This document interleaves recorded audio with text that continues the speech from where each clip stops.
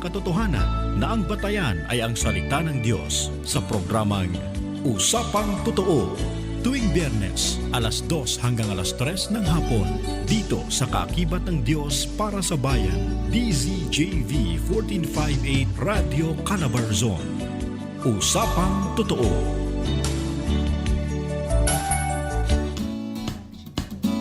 Kayo ba ay may mga katanungan at hindi alam kung sinong makakasagot? Tara, magkape tayo at magkwentuhan upang madagdagan ang kaalaman. Dito lang sa Kape, Kwento at Kaalaman. Kasama sina Kuya Richie at Ate Chat. Tuwing Sabado, alas 2 ng hapon, dito sa DZJV 1458 Radyo Calabarzon. Mga kaakibat, halina't sumabay sa himig ng tugtuging pagsamba na magpaparinig sa atin ng tibok ng puso ng Panginoon at mag-umpisang magpuri sa Kanya. Kinig, nuod at makiawit sa programang Heart of Worship. Kasama sina Pastor David Valencia at Pastora Sweet Ferro. Tuwing Sabado, alas 11 ng umaga hanggang alas 12 ng tanghali. Dito lang sa DZJV 1458 Radyo Calabarzon, Kaakibat ng Diyos para sa bayan. Naghahatid ng napapanahong impormasyon at inspirasyon para sa buong Calabarzon. Tagasulong ng mga proyektong pangkaunlaran para sa katagumpayan ng bawat mamamayan. Himpilang naglilingkod sa Diyos at sa bayan. DZJV 1458 Radyo Calabarzon. Hello everyone, welcome back to Teaching the Bible. I'm your host Michael Koch. Teaching the Bible is a weekly show that covers the main events and teachings that take place in the Bible. We started in the book of Genesis with creation. And each week we're going to move forward as we progress through the Bible and try to hit and cover all of the main events and teachings as we progress eventually to the end of the Bible at the end of the book of Revelation. Now last week was our first episode, so we started with the beginning of the Bible, which is creation. We learned that God created the universe within 6 days, 6 God days. He created man and woman. He created us because he wanted a family. And we know that because by the end of the Bible, those that love and follow Jesus Christ will eventually become adopted children of God the Father, actual brothers and sisters of Jesus Christ, and will be part of God's family. Well, the first 2 members of God's family sinned against God. They openly rebelled against him in an effort to become like God, which was forbidden. What they were told about that was a lie from Satan. He told them if they went against what God told them, they would become like God, and God was trying to stop him. And they went ahead and did what Satan said, and it was a sin against God, and Satan lied to them. They didn't become like God. All they did was become sinful and aware of their sin.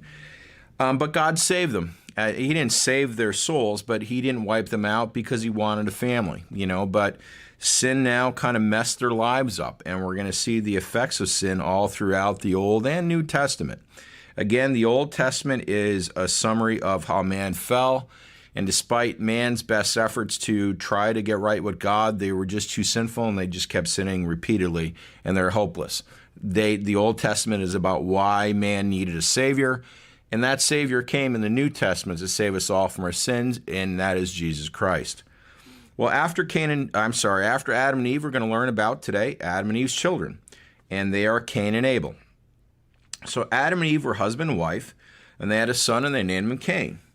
Then they had a second son, they named him Abel. Cain became a farmer, and Abel became a shepherd of sheep. Since God loved them and took care of them, Cain and Abel brought offerings to God. Abel brought the firstborn of his flock to God as an offering, while Cain brought offerings of things that he grew. For an unspecified reason, God liked Abel's gift, but he did not like the gift Cain presented him because there's something unacceptable about it, and Cain knew it, and he did it anyways. Cain became very angry that God did not accept his offering, and God said to Cain regarding his anger, "Why are you angry, and why is your face fallen? If you do well, will you not be accepted? So basically he's saying to Cain, look, Cain, you know you did something wrong. I mean, if you do it right, you know I'm going to accept you. But if you don't, you know I'm not going to. And then God said, but if you do not do well, sin is crouching at the door. Its desire is for you, but you must rule over it. He's saying, Cain, be careful. Sin is waiting to trap you. It's waiting to get you. Look what it did to your mother and father. You must rule over it, not fall to it. And this all took place in Genesis chapter 4, verses 6 to 7. Well, the next thing we hear in the Bible is Cain spoke with his brother Abel, and when they were in the field, for an unspecified reason, Cain killed his brother Abel. Now, this is the first murder in history, and you can read this in Genesis chapter 4, verses 1 to 8. God said to Cain, what did you do? You killed your brother. Because of this, you'll be cursed, and you're going to wander around the earth. Well, Cain pleaded to God for mercy. He said, I can't handle that. I'm going to be a wanted man. I'm going to be a hunted man. You know, people are going to come after me. I'll always be on the run. It's more than I can bear. Well, God still loved Cain, even though he killed his brother. And he showed him mercy. He watched over Cain so nothing bad would happen to him. God made a wife for Cain, and they had children. Adam and Eve, Cain's parents, also had more children. Back then, God allowed people to live to be over 900 years old. Now, I don't know why that's so, but I have an educated guess. One of God's commands to Adam and Eve was to be fruitful, multiply, and to fill the earth. Well, the earth was completely empty at this time. It was only 2 people, then 4 people. How long would it take, to fill the earth if people are only living to be 70, 80 years old? If they lived to be hundreds of years and kept reproducing, they'd be able to fill it easier, faster. But again, that's not in the Bible. It's just my thought. But over time, people kept having children, and eventually the earth was full of people. You read that in Genesis chapter 4, verses 9 to 25, and Genesis chapter 5, verses 1 to 32. Now, the next major event or main event that takes place in the Bible is Noah and the ark. And people multiplied greatly on the earth. Now, what I'm going to read next is, so far I'm reading my Bible summary. This is teaching the Bible is a Bible summary. What I'm going to read next is directly from the Bible, okay? I'm not going to try to interpret it because it's just wild, and I don't want to say the wrong thing, and many people have different ideas about this. I have my own ideas, but I'm not going to say what it is, what they are. But let me just read it, because just reading it will kind of do it justice. So, we heard that people multiplied greatly on the earth and filled up the earth. This is the next thing that we read. Now, this is Genesis chapter 6, right in the beginning, verses 1 to 4.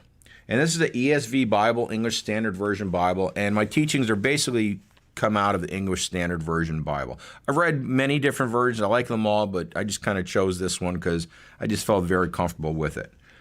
So, this is the next thing we read, Genesis chapter 6, verses 1 to 4. When man began to multiply in the face of the land, and daughters were born to them, the sons of God saw that the daughters of man were attractive, and they took as their wives any they chose. Then the Lord said, my spirit shall not abide in man forever, for he is flesh, his days shall be 120 years. The Nephilim were on the earth in those days, and also afterward, when the sons of God came into the daughters of man, and they bore children to them.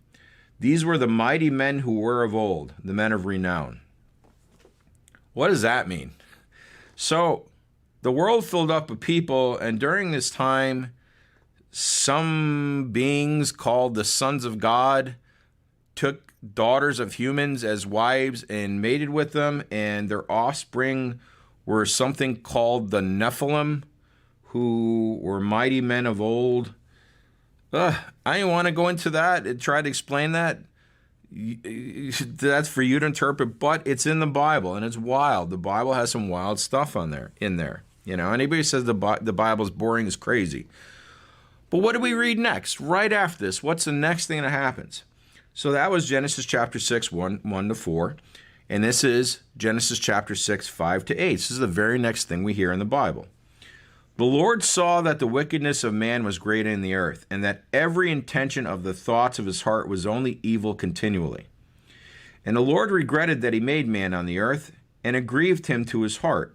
So the Lord said, I will blot out man who I am created from the face of the land, man and animals and creeping things and birds of the heavens, for I am sorry that I have made them. but Noah found favor in the eyes of the Lord.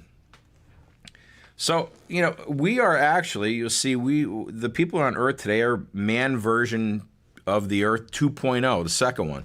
The first one, the earth filled up with people from Adam and Eve's offspring, and it said that they were so wicked and evil that every intention of the thoughts of his man's heart was only evil continually. It doesn't get any worse than that. Like just evil, pure evil, their thoughts and actions. And that's straight from the Bible. So God decided, I got to wipe them out and start over. But he found one guy that was good on the earth, and his name is Noah. And we're going to read now about Noah and the ark.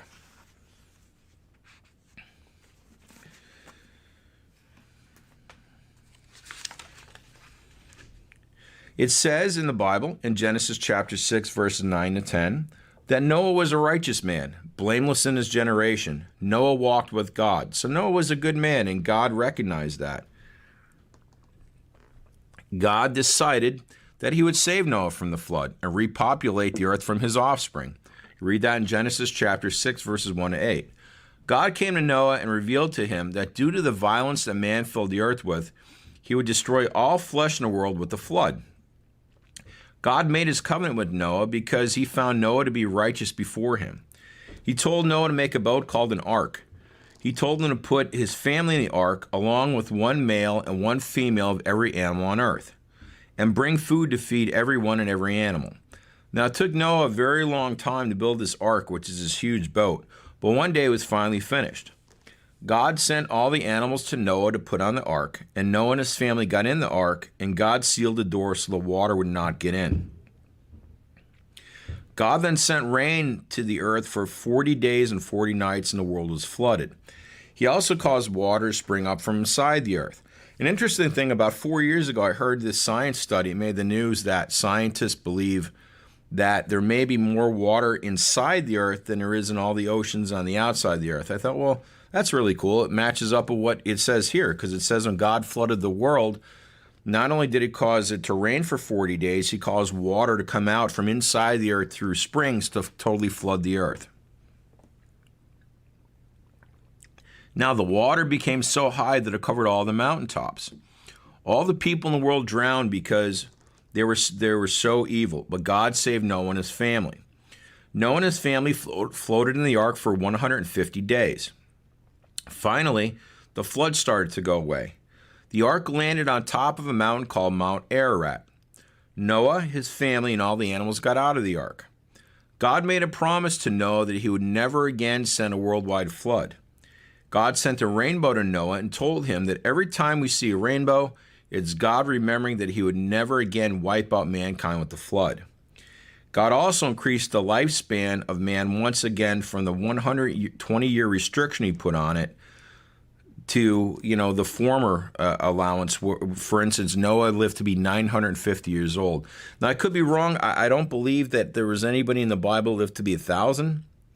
There might have been. I might have missed it, but I don't think so. But some people lived to be, 6, 7, and it seems like they're lived into their 900s, way back before Moses and all that, in the beginning of the Bible. And you can read that in Genesis chapter 6, verses 9 to 22, chapter 7, verses 1 to 24, chapter 8, verses 1 to 19, and chapter 9, verses 1 to 28. Now, the next major event that we hear in the Bible is the Tower of Babel. So after Noah's family came out of the ark, they had children, grandchildren, and great-grandchildren, etc., and they became a great many people. You can read that in Genesis chapter 10, verses 1 and 32. Now, everybody at this time spoke the same language. And that was because when Adam and Eve were made by God, they were made as adults. They weren't children. They had no earthly parents. When we learn language, we learn as children from our parents. Well, they came out as adults. They came out knowing a language. God gave them a language, and that was the language they passed on to everybody. And at the time, everybody in the world spoke this language that God gave to Adam and Eve that they passed down. Now, after people started reproducing after Noah and the ark, many settled in one place in the land of Shinar. And this is what they said. They said, "Come, let us build ourselves a city and a tower with its top into the heavens. Let us make a name for ourselves, lest we be dispersed over the face of the earth." And they said this in Genesis chapter 11, verse 4. Now, when God saw the city and the tower that the humans built, he said, "Behold, they are one people, and they have all one language. And this is only the beginning of what they will do. And nothing that they propose to do now will be impossible for them." God said that in Genesis chapter 11, verse 6. So God decided to stop what they're doing. So what exactly did they do that was wrong? It doesn't say directly, but we can go by what the people said in the land of Shinar. And these are 3 statements that they made. 1, "Come, let us build ourselves a city with its tower into the top of the heavens." Could that have been pride, arrogance? Maybe. Don't forget, Satan said, "I will have my throne above the north, and I will," they're saying, let's build this tower that sticks right up into heaven. "And let us make a name for ourselves." Again, could they have been getting prideful? I don't know. Don't forget, God just recently finished wiping out mankind because they were so sinful. Could they have been starting to go in that direction and God said he has to stop it? I'm not sure. But the third thing I am pretty sure about. They said, "Let us make a name for ourselves, lest we be dispersed over the face of the whole earth." What they were saying is, we don't want to spread out over the earth. And we're going to try to stop anything that's making us spread out over the face of the earth. God gave Adam and Eve a clear directive. Be fruitful, multiply, and fill the earth. These people were saying, we don't want to fill the earth. We want to stay in one spot. So anyway, something about those 3 things that were mentioned, God wasn't happy with, so he decided he had to stop it. Well, how did he stop it? God confused everyone's language so that they could not understand each other. Remember, they're all speaking this one language that was passed down from Adam and Eve before this. When they tried to speak with each other, it sounded like they were babbling. This caused them to call the tower they built the Tower of Babel. It also caused the people to abandon the tower and the city and spread out from each other and fill the earth like God wanted them to. You could read that in Genesis chapter 11, verses 1 to 9. Now, the next main event that happens in the Bible is not so much an event as it is a person and events. And this is Abraham. We're going to learn about Abraham next. He's the next major thing that takes place in the Bible. Now, the important thing to understand, a main theme about Abraham is him passing and failing. He was presented with at least 3. It definitely could be more than that, but there's 3 major tests of faith that God put him through, and he passed 2 out of the 3. And they were very big, and he failed one, okay? And so, what Abraham did was he seemed to have learned from his test of faith that, God, you need to follow God no matter what. He learned, it seems like, from his failure. And the third faith test that God put him through was possibly, aside from anything Jesus did. Now, anything Jesus did was above and beyond everybody and everything because he's the most important person in the Bible. He's the God-man. He's man and God. He saved everyone from our sins. He outshined everybody in everything he did. But as far as all the other humans, the third test that God put Abraham to, which we'll see next week, which is, I'm God and I would like you to sacrifice your son to me. And Abraham is going to do that because God asked him to. We'll see that great passing that test of faith blessed Abraham, caused the country of Israel to come into existence. I mean, it was such a big thing. So we're going to learn about this. When you read about Abraham, one of the things you want to think about is faith tests.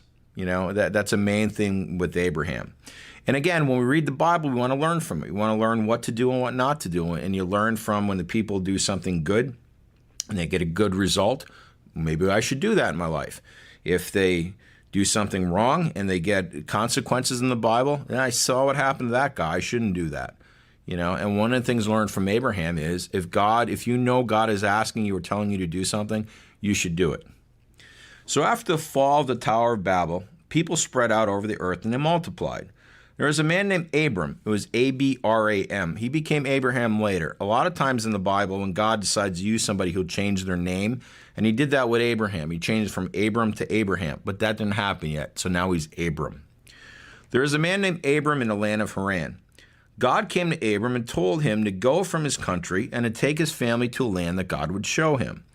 If he did this, God promised to bless him and make a great nation from his descendants, and his name would be great. His descendants would be as numerous as the grains of sand on the seashore, and in you all the families of the earth shall be blessed. That's in Genesis chapter 12, verse 3. Abram went as God told him to. Now, this is a big faith test. God appeared to Abram, and again, in the Bible, up until you'll see when we get there, there's a period during Moses' life where the people asked God to stop showing up in person. That's why he doesn't do it anymore. He respected their request, but here, God is still showing up to certain people and talking to them. I don't know if it's face-to-face, but talking to them personally. So God comes to Abram and says, look, you're 75. You're 75 at the time. Pick up all your stuff where you've been living your whole life and just move and go where I tell you to. And if you go where I tell you to, I'm going to bless you greatly. And Abram did that. That's a hard thing to do. Just pick up and leave. But he did it. And he was 75 years old at the time. Another thing to learn from this is you're never too old for God to use you. Abram took his wife Sarai and his nephew Lot with him on their journey to the land of Canaan. When they arrived at the land of Canaan, God told Abram he would give this land to Abram's offspring. At the time, the Canaanites were in the land. Abram built an altar there, but he kept moving on to the land of Negeb, where God instructed him to go.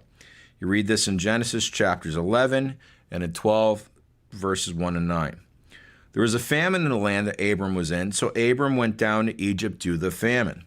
Abram told his wife Sarai that because she was beautiful, he feared the Egyptians would kill him and take her if they found out that he was her husband. So he told her to lie. He said, tell the Egyptians that you're not my wife because I'm afraid they might kill me and take you. Say you're my sister, and then they won't kill me. And she did. She lied and said, no, I'm Abram's sister. News about Sarai's beauty eventually reached Pharaoh, who took her into his home and dwelt well with Abram. But God afflicted Pharaoh and his house with severe plagues because he took another man's wife. Pharaoh angrily called in Abram and asked why he told him that Sarai was his sister instead of his wife, which caused God to send plagues on him. Pharaoh then sent both Abram and Sarai away, and you can read that in Genesis chapter 12, verses 10 to 20. On another occasion, years later, Abram did the exact same thing. He told King Abimelech that Sarai was his sister instead of telling the truth that she was his wife. Abram eventually went up from Egypt back to the land of Negeb with Sarai and his nephew Lot. Now both Abram and Lot were rich in possessions and livestock, to the point that the land could not support the herds of both. Abram decided they needed to split up because they could no longer fit in the same land together with all of their herds of livestock. Abram gave Lot first choice of where he would settle. Lot decided to settle in a city called Sodom because it was well watered everywhere like Egypt was. Abram settled in the land of Canaan. That's in Genesis chapter 13, verses 1 to 13. At one point, there were battles between the kings of the surrounding areas. Abram's nephew Lot was captured during one of the battles. Abram gathered 301 men and rescued Lot, his people, and his possessions. When Abram returned, he was blessed by Melchizedek, the king of Salem, priest of the God Most High. Now, this Melchizedek, king of Salem, priest of God Most High, you'll see in the New Testament, he was a supernatural being. It says he's eternal. He lived forever. So this was no ordinary priest. They call Jesus the high priest after the order of Melchizedek. This Melchizedek was a special person. Melchizedek blessed Abram, saying, "Blessed be Abram by God Most High, possessor of heaven and earth, and blessed be God Most High, who has delivered your enemies into your hand." And he said that in Genesis chapter 14, verses 19 to 20. Abram then gave Melchizedek 1/10 of everything that he owned. This is the first evidence, I believe, in the Bible that we see of what would be a tithe, which is giving 1/10 of your possessions or money to God. God appeared to Abram and told him that he will have a son who will be his heir. He told him that his offspring will be numerous as the stars. God then gave Abram the following prophecy, and pay attention to this prophecy. He's basically telling Abram, listen, Abram, in the future, this is what's going to happen, and it's what happens with Moses and the Israelites. God said to Abram, "Know for certain that your offspring will be sojourners in a land that's not theirs, and they will be servants there, and they will be afflicted for 400 years. But I, God, will bring judgment on the nation they serve, and afterward they shall come out with great possessions, and they shall come back here in the 4th generation. for the iniquity of the Amorites is not yet complete. And God said that in Genesis chapter 15, verses 12 to 14 and chapter 16. That's what will happen with Moses. Abraham's offspring will become numerous, and through a series of events will become slaves in Egypt for 430 years. God heard their cries, and he decided to work through Moses to free them. Now, at this time, there are two cities that did very evil things. The cities' names were Sodom and Gomorrah. God told Abram that he would destroy these two cities because they're overwhelmingly evil. This made Abram sad. He asked God if he could find just 10 people who are not evil in these cities. Would God not destroy them? God said that he would not destroy the cities if he could find 10 good people in them, as Abram asked him to. God looked as thoroughly as he could, which is perfectly because he's God, and he could not find 10 people who were not evil, so he decided he had to destroy the cities. God allowed Abram to save his nephew Lot and his family from Sodom before he destroyed it. Before God destroyed Sodom and Gomorrah, he sent down 2 angels to the cities to meet the people who lived there, to make sure that they were as evil as God knew them to be. When the 2 angels arrived in Sodom and Gomorrah, the people were so evil that they tried to capture and sexually assault the angels. God had seen enough. He rained fire and brimstone down on Sodom and Gomorrah, completely destroying both cities. And you can read that in Genesis chapter 18, verses 1 to 33, and Genesis chapter 19, verses 1 to 29. Listen, everybody, that's it for today. When we pick up next week, we're going to continue with Abram. We're going to learn about Abram's 2 sons, Abram's offspring, which would be Isaac, the heir, and Jacob, and we're going to learn about Jacob's 12 sons, and we're going to get into how the country of Israel formed. I just want to let you know that if any of you would ever like to get in touch with me, and, I can be reached. I'm a Bible teacher. I'm a Christian psychologist. I teach the Bible on radio and on television. And the way you could connect with me, if you ever want to contact me for anything, is if you go on the internet and type in, it's all one word, teachingthebible.net. Again, that's teachingthebible.net. That'll bring you to my Facebook Bible business page where I do all my communication. So if you need to contact me for anything, I'd love to talk with you on there. Thank you very much. I hope you liked today's teaching, and I hope to hear from you, or not hear from you. I hope to see you next week. I hope you hear from me next week. I'm really enjoying this. Hope you find this helpful. God bless you and take care. DZJV 1458